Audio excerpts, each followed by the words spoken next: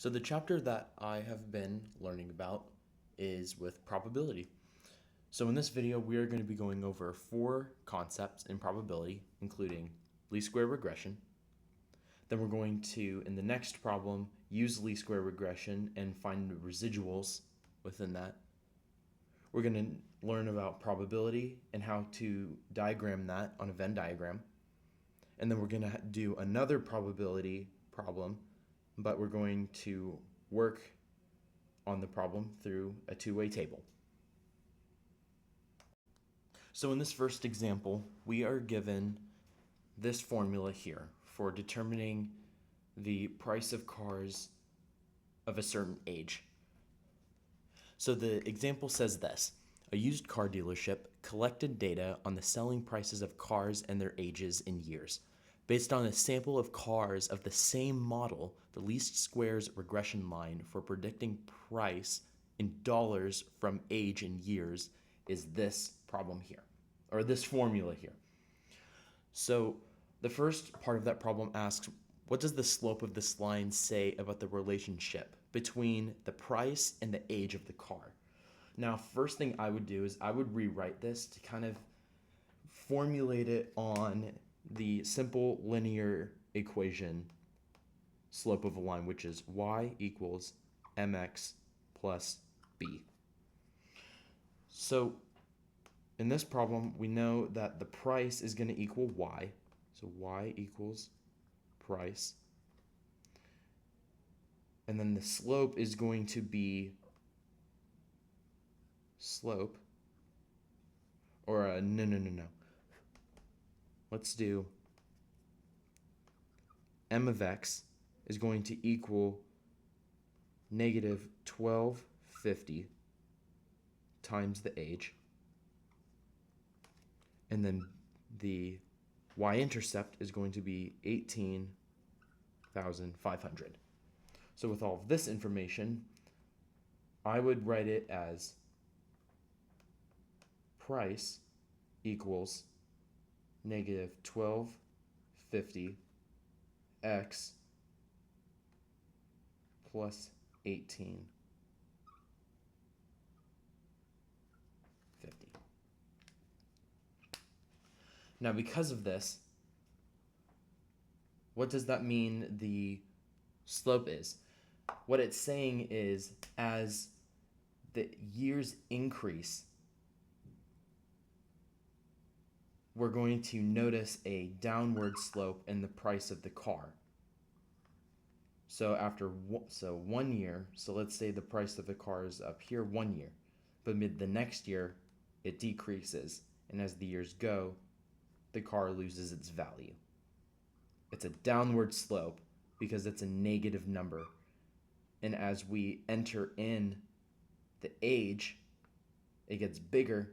So after 2 years, it's going to get the value is going to get more negative. So the second part of the question asks, what is the predicted price when the age of the car is 0 years? So all we're going to do is it gives us the age of, it's going to give us the age of the car, it's 0. So all we're going to do is we're going to take price equals negative 1250 times 0 plus 18,500.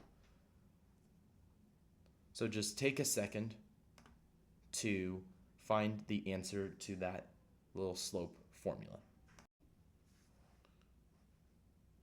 All right, so now that you finished that, you should have gotten 18,500 because the price of the car is the same.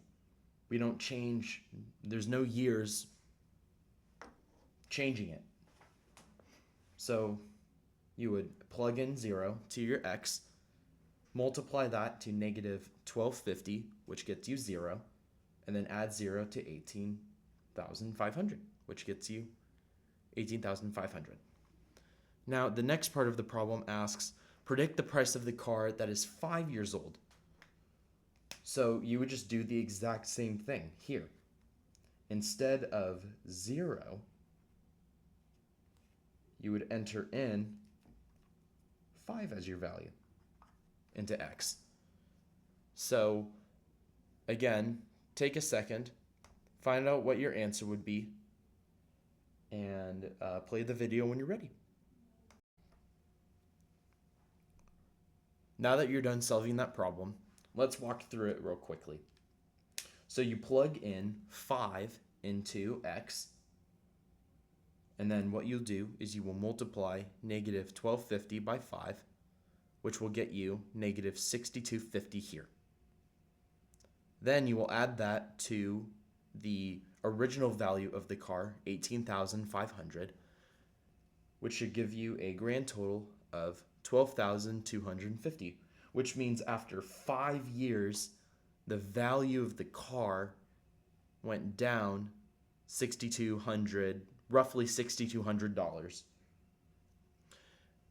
The final part of this problem asks, does it make sense to use this model to predict the price of the car that is 25 years old?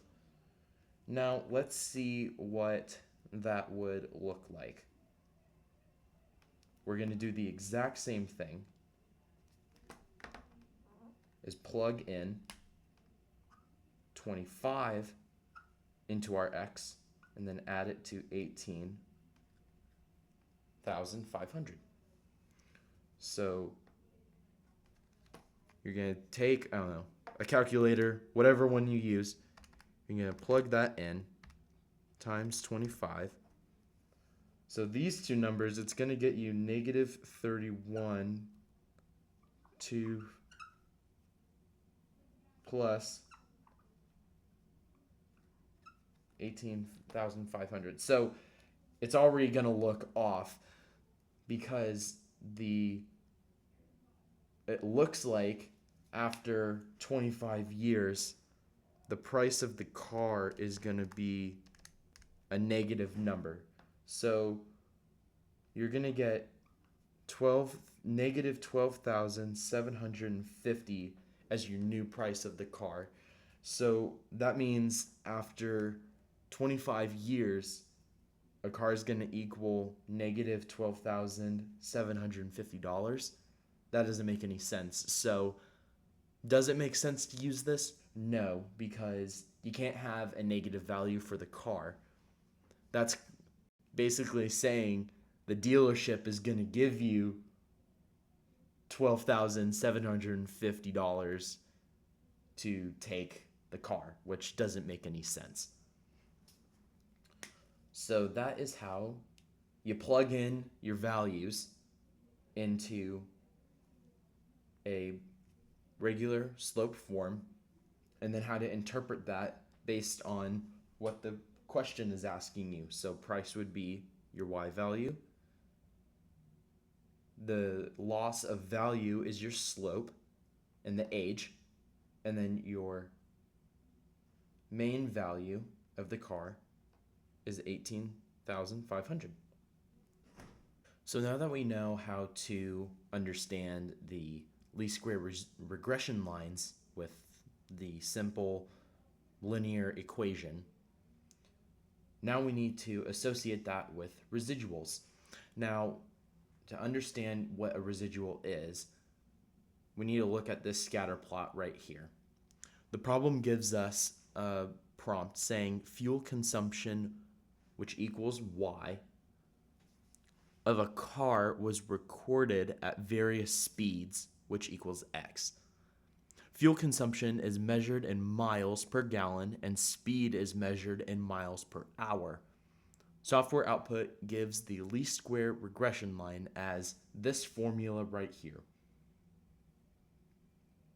This y equals 70.243 equals 0.329x.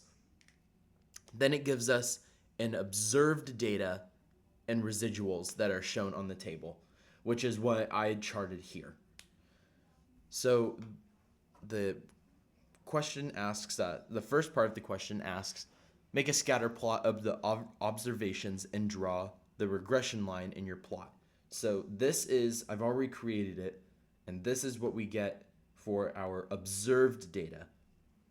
And then the residual line, we have to draw roughly, oh gosh, this is going to be bad. Looks like it's going to go this way. Roughly this way. And again, to explain what the residual is, it is the distance of these points right here from the line, from the observed point. So all of these.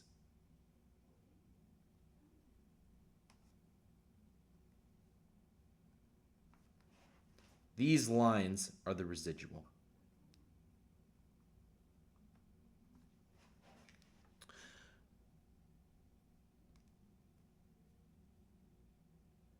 Now it's asking us to verify the value of the first residual to make sure, or to compare if the observed data is equal to the predicted data. So it's asking us, verify the value of the first residual for 20. So in the chart, it says that the speed, or the residual for a speed of 20 miles per hour, which is our x, and the fuel, which is 49.0, is y. It's saying that our residual is negative 14.67, which can be seen here. So it's asking us to take 20 and then plug it into our x up here. So we are going to get, so we're going to write this as y equals 70.243 minus 0.329 times 20. So take a sec to solve that. And once you're done, just play the video. Alrighty, so now that you've done that, your answer minus 6 should have come out to 63.663. So now that we have this number, what do we do with, what does that mean we do with this? Because this gets us, this value here equals y. But the question is asking us to confirm the residual. So that's where this formula right here comes in. So what we're going to do is we're going to take the y value that they provided, which is the 49.0, and we're going to subtract it from 63.663, which will give us 0.663, which gives us a residual of negative 14.663, which is very close to the predicted one.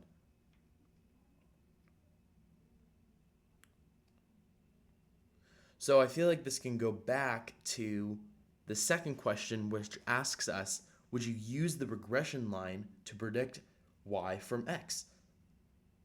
And our answer is yes, based off of what we got for this problem. We can determine that the residual here, that is the observed residual, is very close to our predicted residual.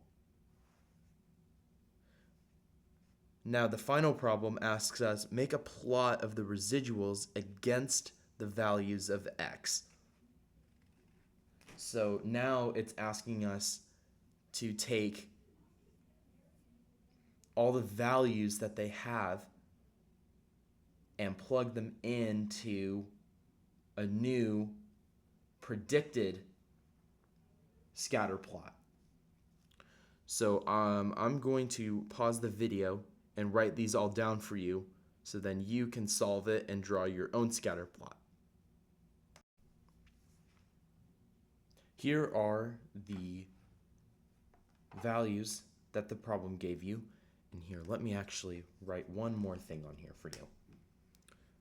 So the formula again is y with the little fancy sign over it, 70.243 minus 0.329x. And then once you get this problem, you're going to take y minus this residual that you get here. And that will get you the predicted residual. All right. So take a minute to get all of this data down. And then once you do, put it onto another scatter plot.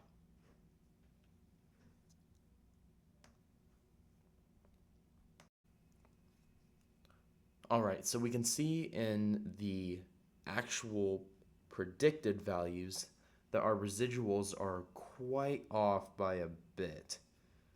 The first one looked pretty close, but as we kind of went down, there was a whole 18-point difference or a 10-point, 20-point difference. So it's going to make our line from what looked like this to actually looking like this.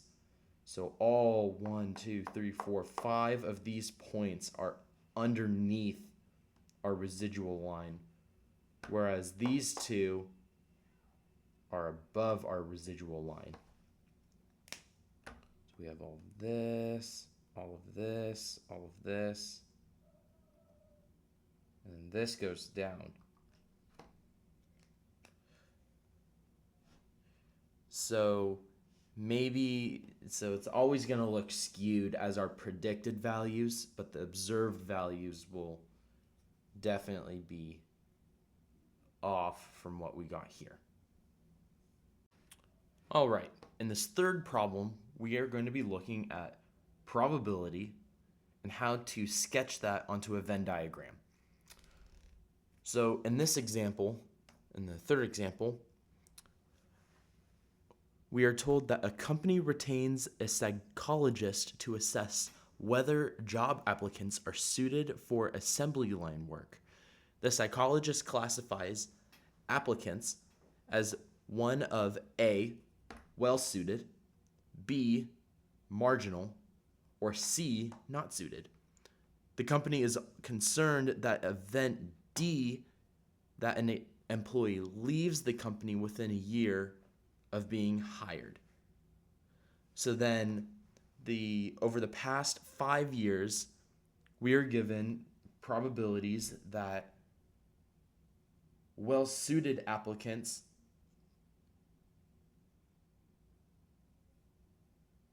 have a 40% chance of being on the assembly line, and then marginal and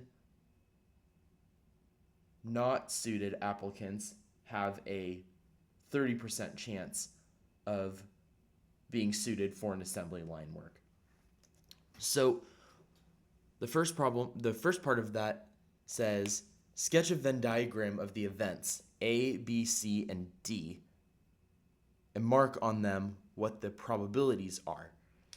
So when you first think of Venn diagrams, you think of the circles. But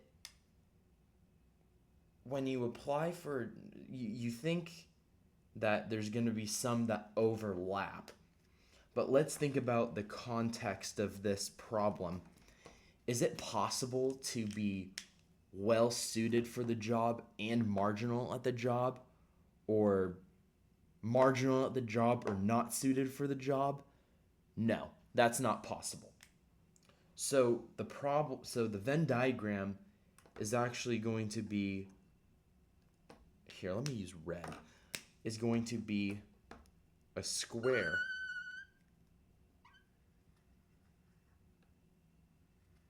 but then how do we chart that? So it's actually going to be 3 bars, A, B, and C. So then we know, with the problem giving us the probabilities, this is going to be 0.4, and then these two are going to be 0.3. Now, the other part of this problem is that it tells us what are the probabilities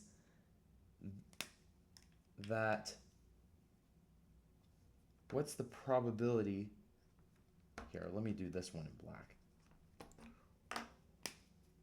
What is the probability that a well-suited applicant leaves, leaves within a year? It tells us that it's 0.1, and same thing goes for the rest of them. Probability that a marginal leaves within a year, which is 0.1, and then the probability that a non-suited applicant leaves within a year, and this one comes out to 0.2.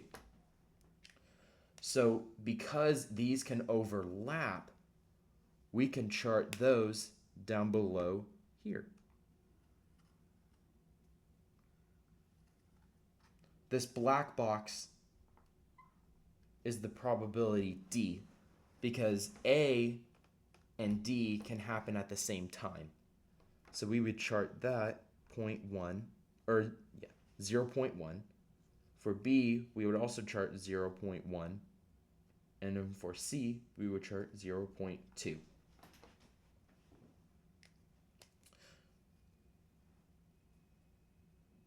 Now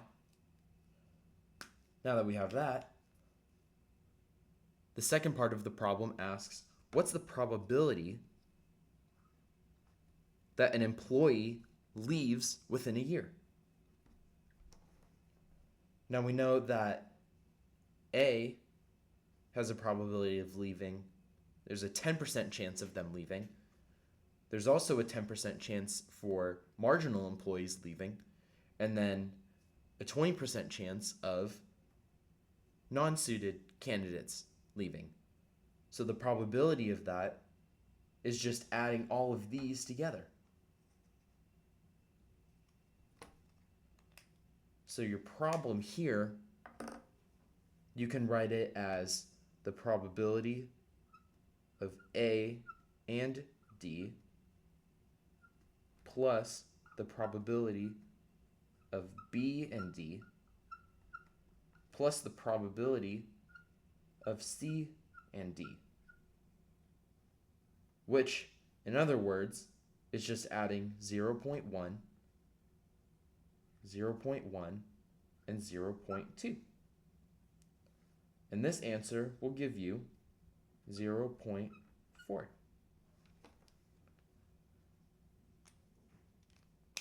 So the probability that an employee leaves in general, not an employee from A, not an employee from B, not an employee from C, but an employee from all categories, is 0.4, or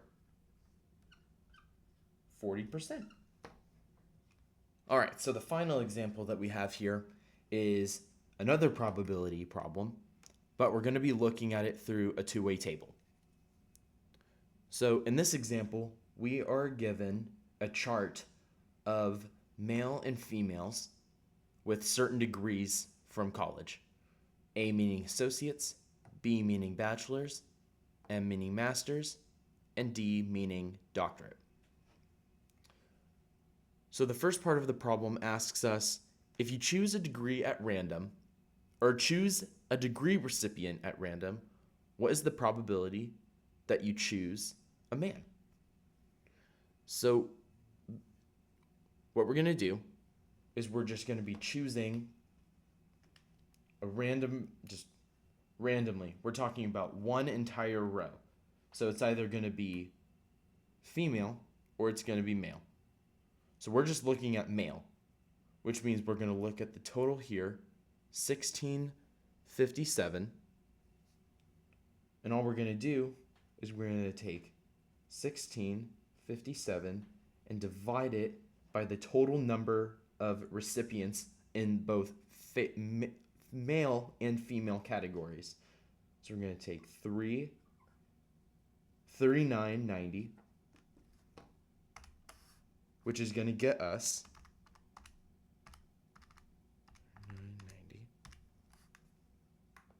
0.415, or a 41.5% chance that a randomly chosen person is a male.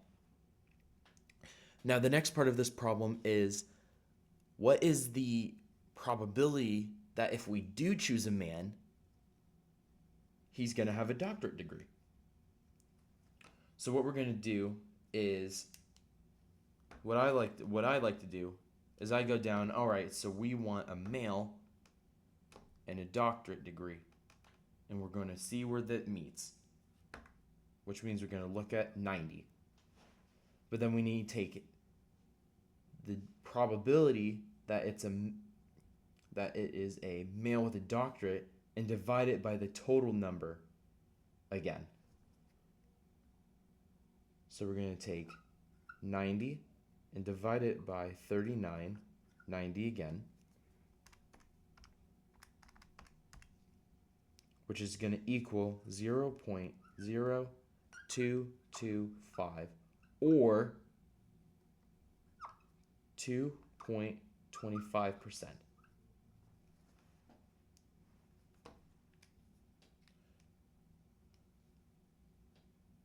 Now, the final part of this problem is, are the events choose a man and choose a doctorate degree recipient independent? How do you know? So what does it mean? First, we have to ask, what does it mean for something to be independent? Well, in order for something to be independent, it can't affect the other outcome. So, for instance, let's say you roll a die. Your first throw, you roll a 1. But maybe on the next throw, you roll a 3. And then you roll a 6, and a 4, and a 4, 5, 2, 2. It doesn't matter. The first outcome doesn't affect the second outcome. The second outcome doesn't affect the third outcome. It's all the same. Each number has a 1 in 6 chance of happening. But does that happen with the doctorate degrees? Well, not exactly. So for instance, the probability that we found here for a male with a doctorate is 90. Or the male with a man with a doctorate, there's 90 students that have it out of the 3,990 is 2.25%. But if we change that and it's a male with a male that has a master's,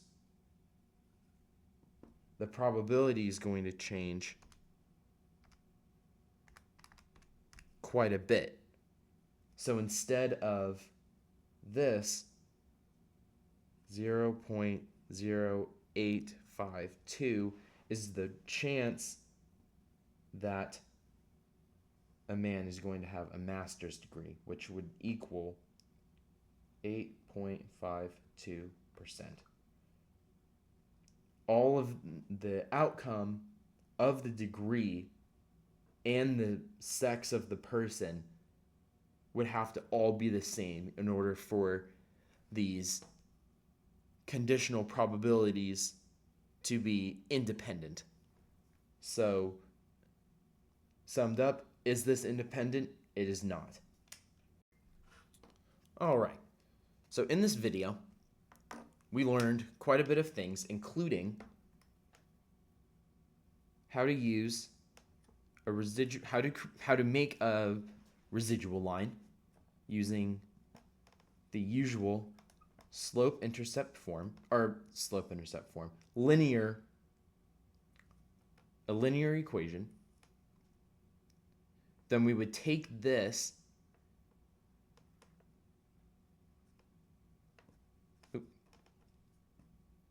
to find a residual line.